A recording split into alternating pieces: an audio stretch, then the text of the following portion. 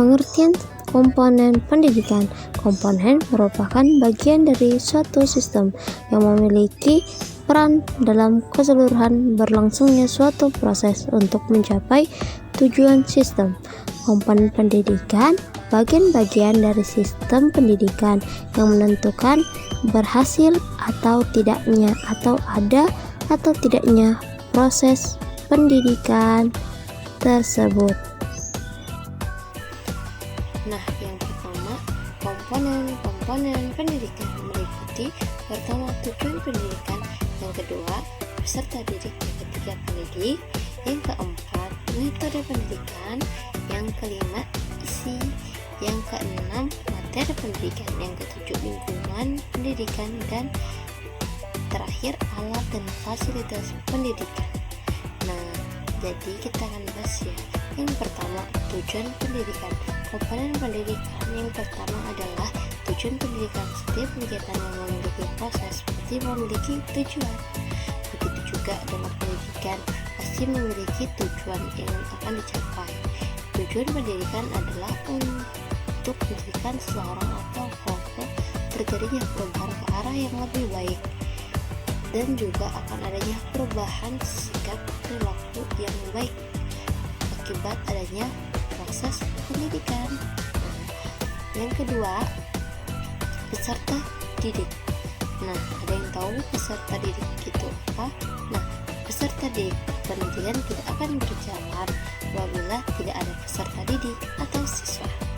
Jadi, pada hakikatnya peserta didik bertugas sebagai pelaku pendidik dan sebagai target pendidikan. Nah, peserta didik tidak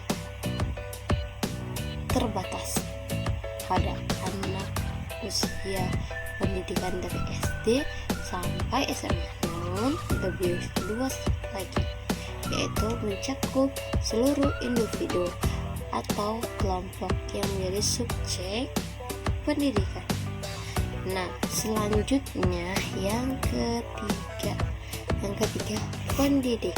Nah, pendidik itu guru. Nah, selain pendidik sebagai penerima informasi, komponen pendidikan dan yang juga sangat berperan adalah pendidikan sebagai informasi. Pendidik tidak hanya pada guru di satuan pendidikan, tetapi juga berperan sebagai pendidik, juga termasuk orang dewasa, orang tua siswa,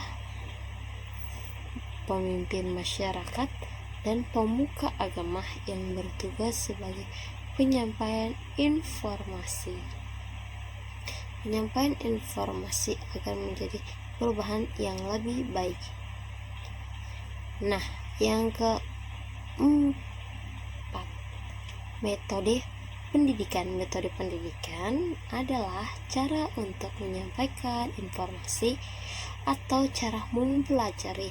Metode yang sering digunakan adalah metode ceramah, metode diskusi, metode eksperimen yang dipadukan dengan model-model pembelajaran yang sesuai dengan materi yang akan disampaikan. Nah, yang kelima adalah isi pendidik atau materi pendidikan. Nah, komponen pendidikan selanjutnya adalah materi pendidikan. Materi suatu pelajaran dalam satu tingkat SMP pasti akan sama dengan MTS.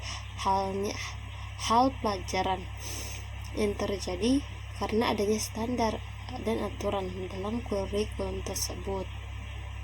Nah, materi pembelajaran dalam satuan pendidikan tentunya tidak disesuaikan dengan tingkatan satuan pendidikan seperti sekolah dasar atau madrasah ibtidaiyah.